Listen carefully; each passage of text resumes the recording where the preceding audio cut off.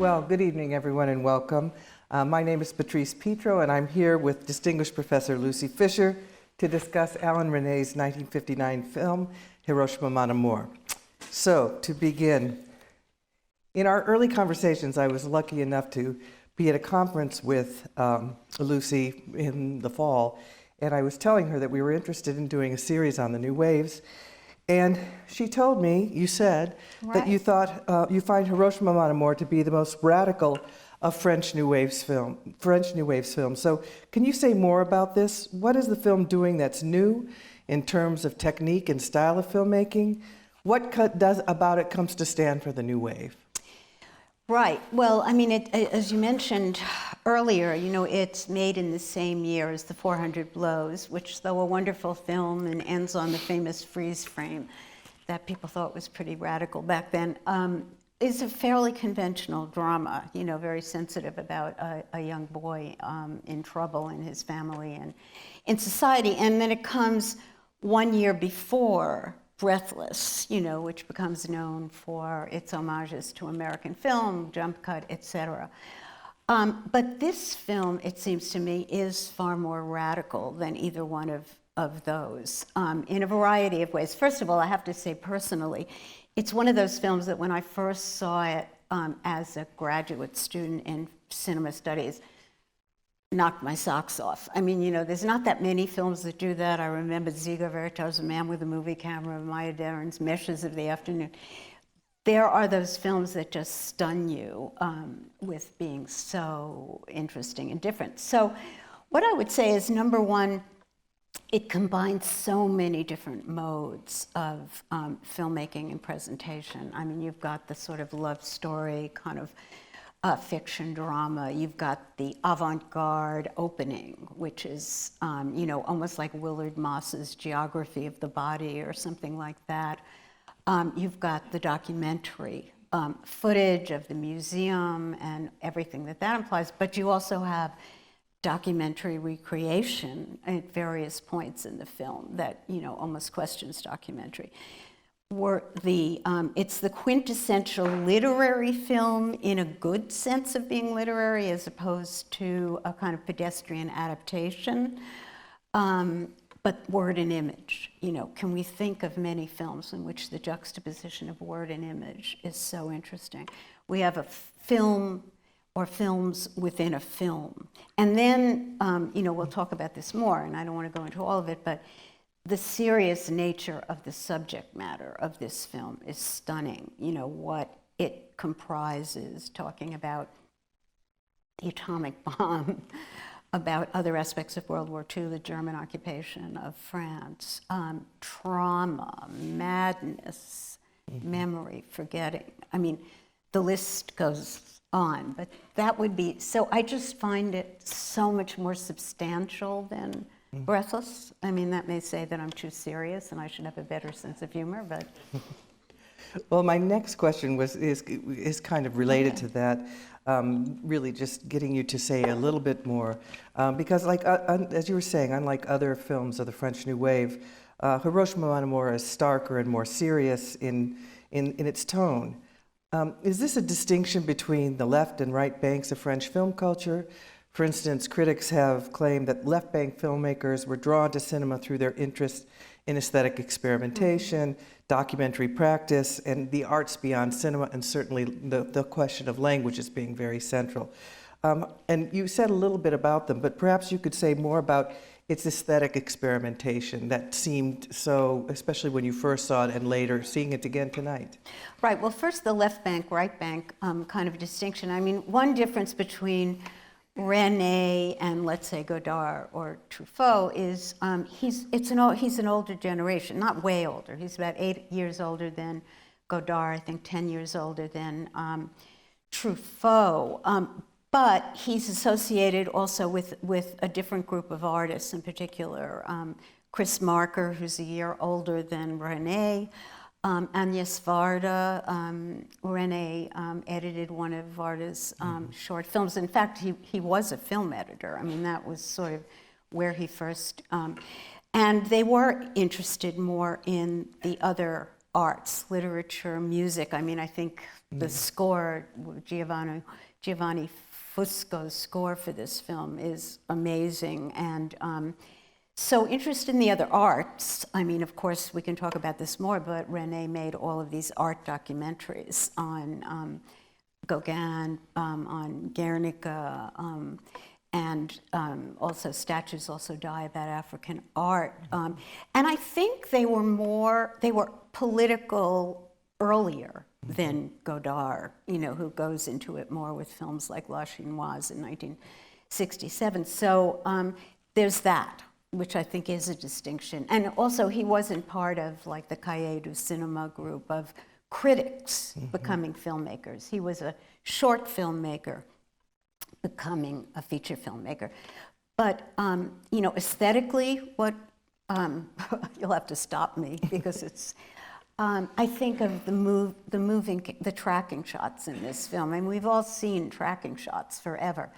But the hypnotic quality of the tracking shots in the film, the associative editing, the tracking shots of Nevers that lead into the tracking shots of Hiroshima. And there's something about the tracking shots that go into the screen, you know, that has this, all the other kinds of associative editing, the Japanese man's hand twitching, cutting to the soldier, those kinds of issues, the word and image. I mean, most of the, you know, we have dialogue, but then we have voiceover narration, which is sometimes dialogue. In the beginning of the film, we're supposed to believe she's talking to him while they're making love about having seen things in Hiroshima.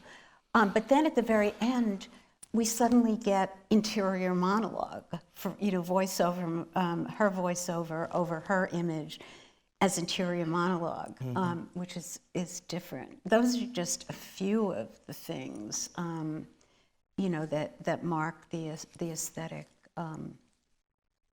novelty, I think. Well, as you said, Resnais had made several documentaries, short documentaries, before making this his first feature film. And Hiroshima Mon Amour was initially intended to be another short documentary, but he found the commission of making a film about the atomic bomb simply impossible. Right. So the film takes on the impossibility of imagining the unimaginable. And as you said, it immerses us in this dreamlike images and dialogue and kind of incantatory speech. And we'll talk more about that later. But does the film, or how does the film retain something of its conceptual origins as a documentary? Yeah. Well, first of all, his documentaries are almost unlike any other documentaries, right? They're kind of like what we would now call essay films in a certain way, so that his documentaries used poetic text. I mean, Night and Fog, which a lot of people have seen, uses this poetic text written by Jean Cairol, and the same thing with Statues also Die, which Chris Marker was involved in, and his documentary did an industrial on the Song of Styrene, you know, a plastic, and Raymond Queneau, a very experimental French author, wrote the. So first of all, his documentaries share something with the lyrical style of Hiroshima, but then we have in the opening prologue, we have kind of a mixture of this avant-garde love film and that documentary about Hiroshima, a documentary partly about documenting Hiroshima, because we go to the museum and he's filming what is already documentary material. So it certainly draws on that. And I suppose the beginning of the film is almost like the documentary he never made. And partly it's also that he was afraid of repeating Night and Fog, which was about the Holocaust, and he had already made the unfilmable film about atrocity, right? And so he was being asked to make another film about atrocity, and I think he felt he had to do something different. Well, just shifting direction a little bit, although the film, we've talked a lot about Resnais and his background, Although he directed it, it was written by Marguerite Duras, one of France's greatest modern novelists. She was born in French Indochina, contemporary Vietnam. What were her contributions to the screenplay and shaping the story and the characters? How did she come to be involved in the film? Yeah, well, first there was this documentary that he ended up not wanting to make, right? And then he involved Chris Marker in it, he involved someone else. They all dropped out of it because of not being able to figure out a way to make this film. And then his producers suggested other writers that he was not enthusiastic about. And he had just read a novel by Marguerite Duras and was very impressed by it. So as far as I know, he kind of called her and asked whether she'd be interested in meeting with him, and she was. And, you know, they talked for hours, and by the time they were done, she had kind of signed on to the project, and all he gave her was the barest outline of a narrative. It's a love story. The man is in Japan, the woman is French, and there has to be this backstory of a German lover. And then she ran with it. He told her to be as literary as she wanted to be. And it seemed to have been a very happy collaboration. Every time she finished part of it, she would show it to Resnais before she wrote more, and he would sort of approve where she was going. It's unthinkable without Marguerite Duras. I mean, Resnais often said he didn't like the other New Wave directors. He wasn't interested in being an author. He called himself a metteur en scène, you know, just a director. And he said that she gave him the libretto to which he set images, again, using a musical metaphor. So it's unthinkable without her. It's kind of like last year at Marienbad, his later film, 61, working with Alain Resnais. Again, that's a film that's unthinkable without the script by Resnais. Mm-hmm.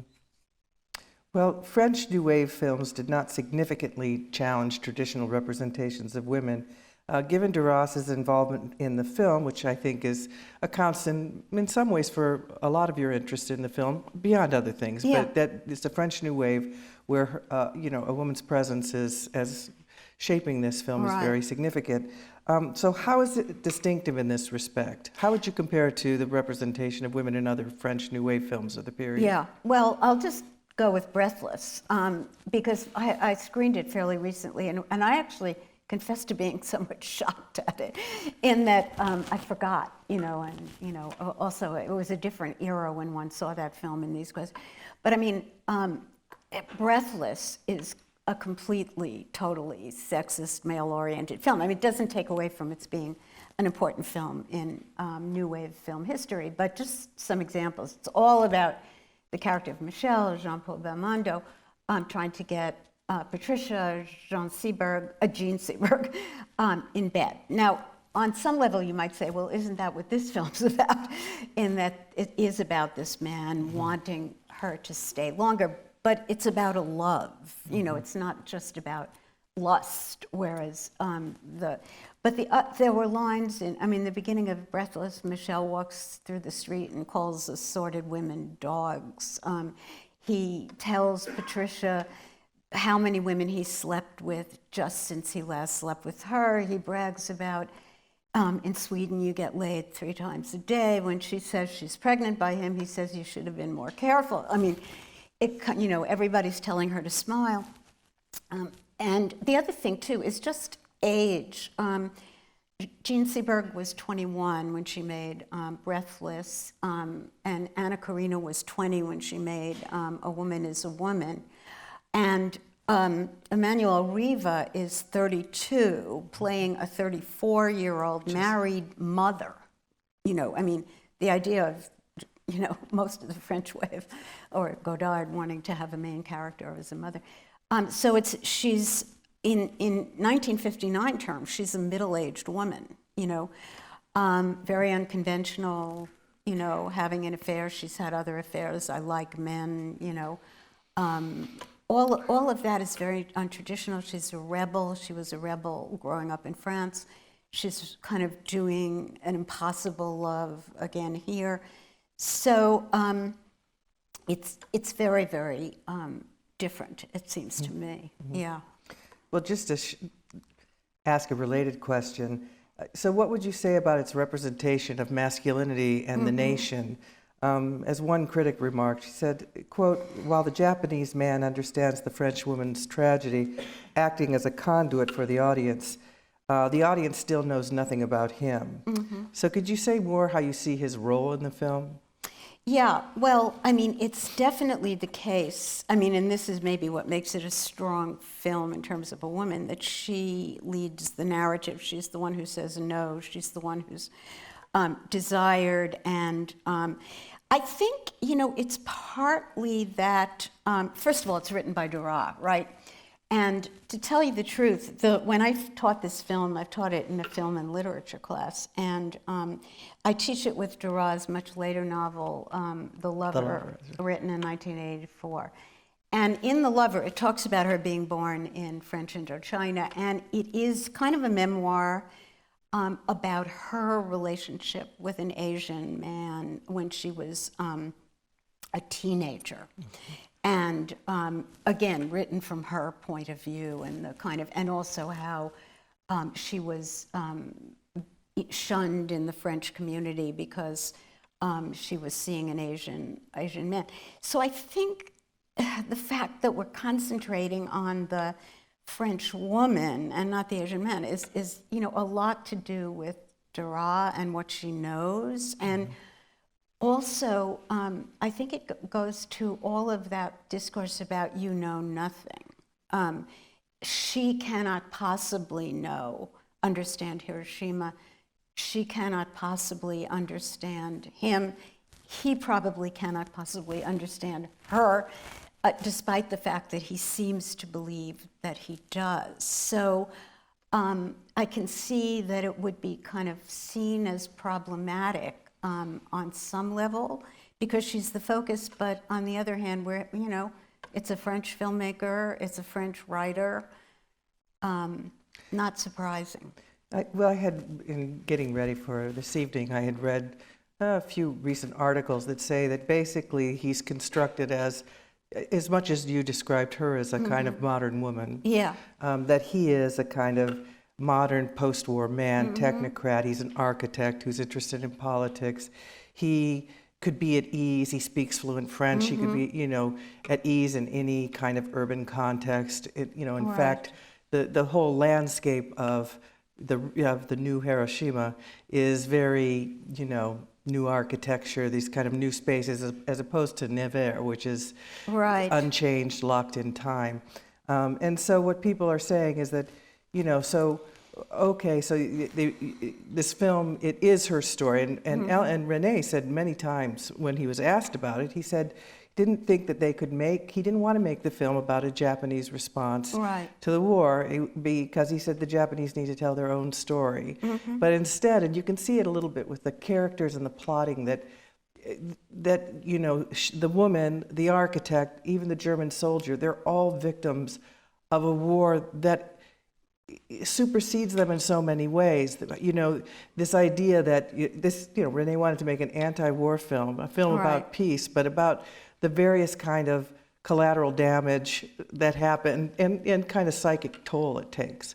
But yeah, so I was very curious about it, because in one analysis, I was saying this to Lucy earlier, they were claiming that in the opening shots, after the bodies are covered in ash, that there's this very distinctive difference between the skin tone of the actors, that they wanted her to look more white. And I'm watching it tonight, I couldn't see that. I don't buy that, really. Yeah, no, but I think the argument here is a concern to say that the film is blind to its own kind of blind spots about how it's telling this story. Well, where I think it's, first of all, I did read somewhere that they chose, Okada, the actor, is a theater actor. When Resnais went to Japan, he didn't have an actor. He already had Emmanuelle Riva, who's also a theater actress.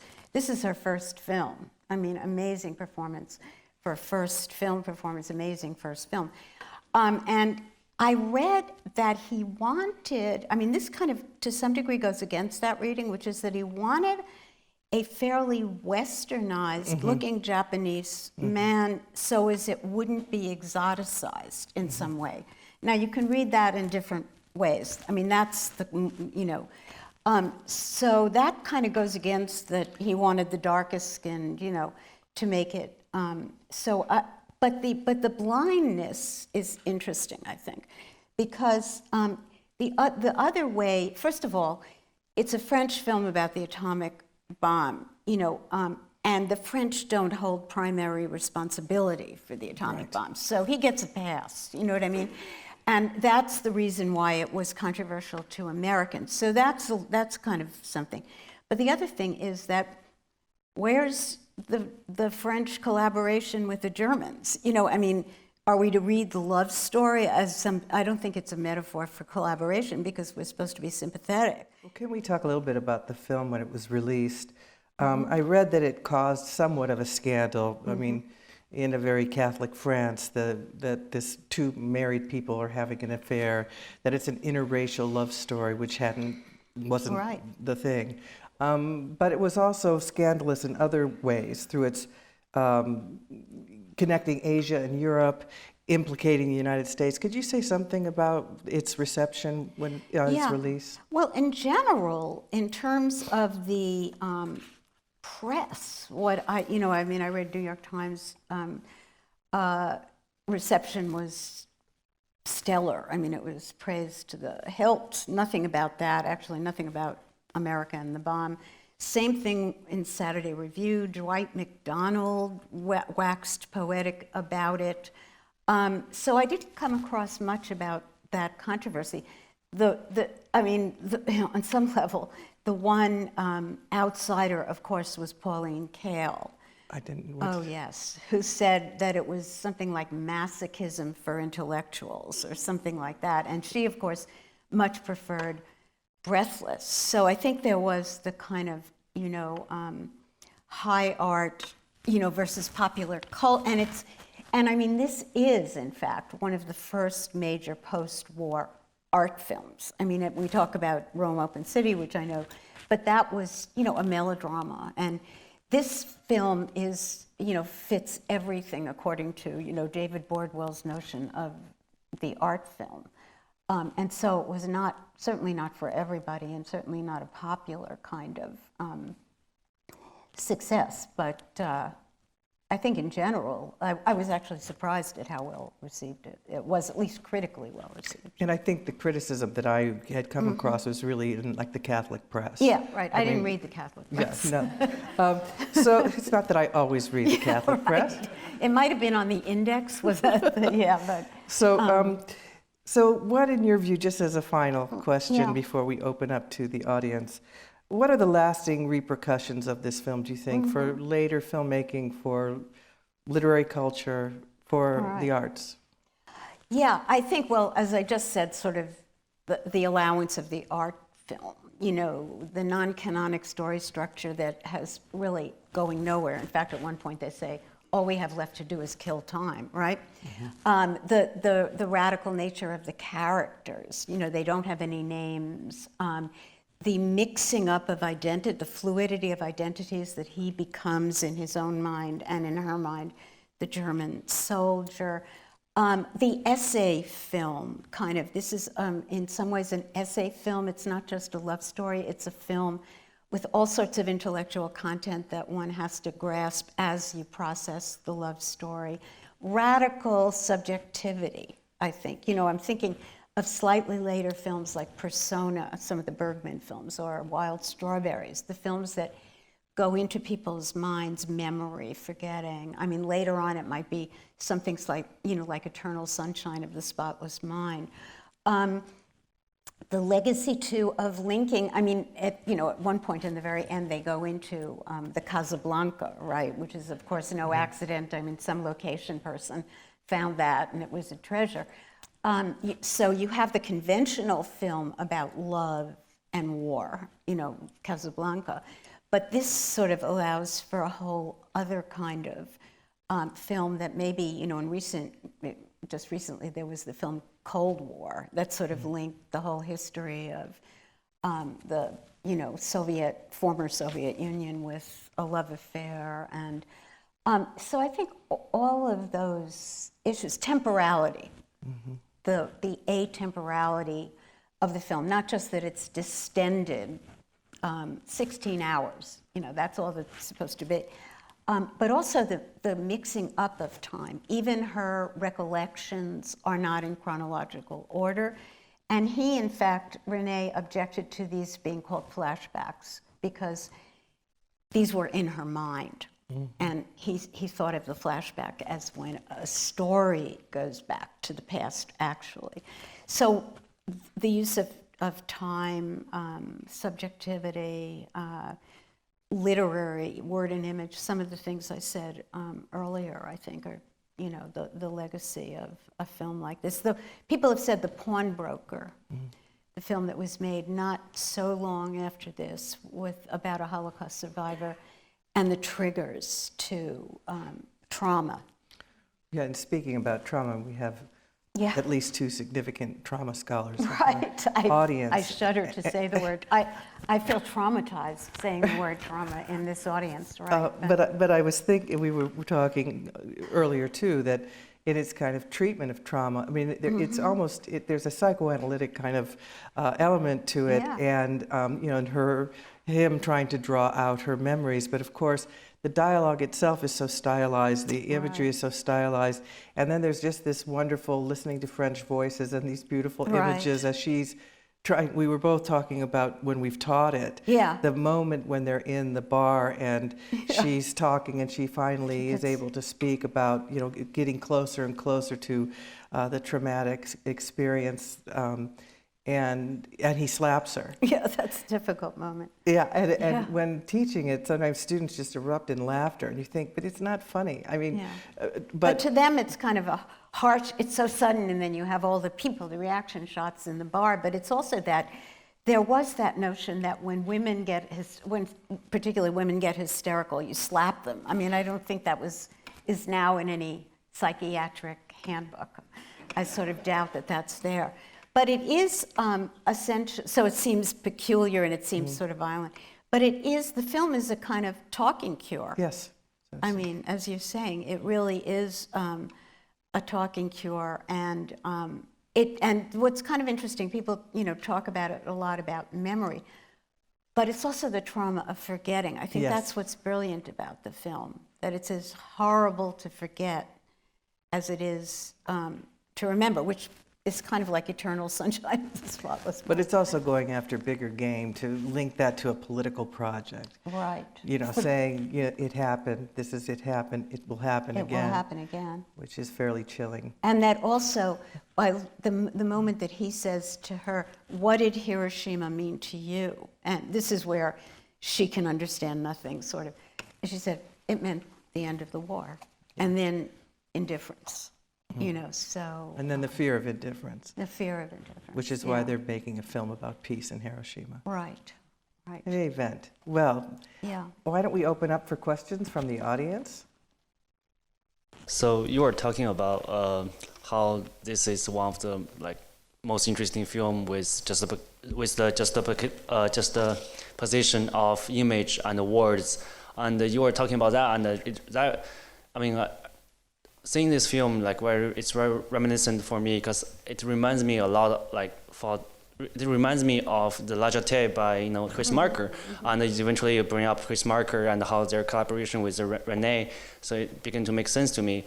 Could you elaborate more on the Chris Marker and Lajate, please? Well, Lajate, of course, is a kind of impossible narrative. Some people call it a narrative of a man recollecting his own death, but it's comprised all of photographs, so it sort of questions the nature of photography in a way. Here, we didn't yet talk about the photographs in this film, but the photographs in this film we see some of them in the museum, where they are documentary because they're in a museum. But then we see others of them in the reenactments where we're not so sure of the status of those images because it's in a reenactment. So number one, I would say the interest in photography. Also, the kind of circular temporality of a film like La Jetée, the word-image combination of La Jetée as well is related, the sort of essay film quality. But one thing about the photographs, which isn't so much La Jetée because it's all staged, but here, the photographs also, I think, raise some ethical issues, which is, what do we get out of looking at images of people who are victims of atrocities? I mean, he's displaying them, the banners, the placards are displaying them, but it also raises some of the similar questions that Night and Fog does about seeing 1,000 dead bodies in a mass grave or naked, emaciated people. Is there a kind of pornography of horror or something like that? But I think the photography, the quasi sort of poetic, lyrical, the temporality of those films have some connection to each other. Yeah, you talked about Resnais and Duras, but I wonder, to me, the score was very, very striking in the film, and I was just wondering how they worked together. It didn't seem to me like there was, that they had the film and then they just asked the composer to put something that fits. It seemed to me that they must have somehow worked together. Right. Could you say a little bit about that? Well, the score, which is an incredible score, it really is an amazing score, is organized according to themes that relate to different sections of the film, but they're recurrent sections. In other words, there's a score for lovemaking. I mean, there's a theme for lovemaking, that theme that we hear in the beginning of the film, which is mostly for the lovemaking between the woman and the man. But at one point we hear that score over the lovemaking of the German soldier and the woman, so it links the two times. There's the score that is kind of more for the documentary section of the museum that's very, very, very, very different and keyed to certain documentary moments. And then there's an element of the score that's the more jaunty kind of light score that attaches to all the moments that in her youth she's going to meet her lover.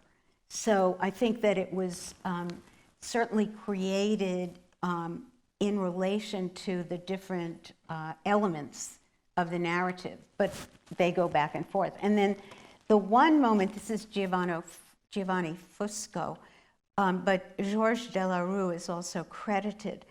But the only moment that is his theme is when the man in the bar turns on the phonograph machine, and we just hear a kind of, it's sort of a nondescript song. So Fusco didn't do that. But yeah, I think they work very closely to have different themes for different elements of the narrative. Yeah. It's amazing it's his first film because it's so mature and all the themes and style. First feature film. First feature film, thank Right. you. And all the stylistic methods and thematic resonate throughout the rest of his career. Right. In addition to the score, which is striking, the soundtrack is also quite elaborate and well thought out and very masterful. In addition, word and image working together, and I'd like you to talk about that a little bit. Yeah, well, I mean, sometimes it's not just word and image, but it's even the sounds. For example, there's most of the time when we are in, the sequence in Nevers, it's simply either the music, as she's bicycling, or it's the silence of the cellar. But every now and then, I think there's one time when she's in the cellar, when the sounds from the Japanese bar follow through to, again, just a few moments to link through the diegetic sound to the two time periods together. The other thing that is interesting is that a lot of times when we're going back to the sequences in Nevers, like the first time she screams softly, but we hear nothing. It's like a silent movie. And then there's that moment later on when she screams, and it doesn't quite sound like there's something abstract about it. So, and I think, isn't it in the beginning that she notices someone coughing in another every day room? they come by every at day 4 at a.m. 4 a.m. Okay, but why that detail? It's very interesting.